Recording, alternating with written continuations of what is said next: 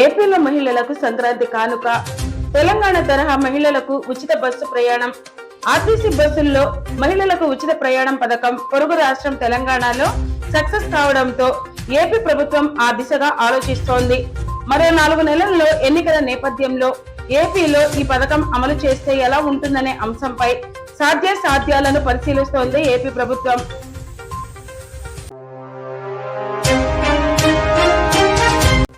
ప్రసిద్ధ కాశీ పుణ్యక్షేత్రం నందు వంగవీటి రాధాకృష్ణ ఎమ్మెల్యే కొడాలి నాని కలిసి ప్రత్యేక పూజ కార్యక్రమంలో పాల్గొనడం జరిగింది.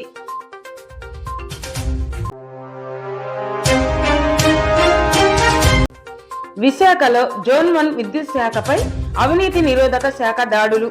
గృహ విద్యుత్ కనెక్షన్ బదిలీకి 60,000 రూపాయలు లంచం తీసుకుంటూ రెడ్ హ్యాండెడ్ గా చిక్కిన అసిస్టెంట్ ఇంజనీర్ సురేష్.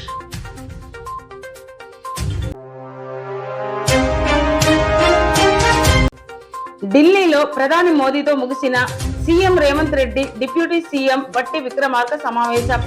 దాదాపు గంట పాటు మోదీతో సమావేశమైన రేవంత్, బట్టి రాష్ట్రానికి సంబంధించిన కీలక అంశాలపై ప్రధానితో చర్చలు. అభివృద్ధి ప్రాజెక్టులు, నిధుల మంజూరు గురించి చర్చించిన రేవంత్, బట్టి.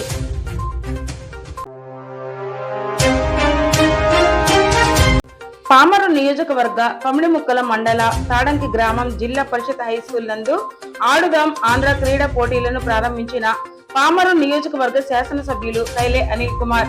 ఈ కార్యక్రమంలో పాల్గొన్న మండల వైఎస్ఆర్ కాంగ్రెస్ పార్టీ నాయకులు, కార్యకర్తలు.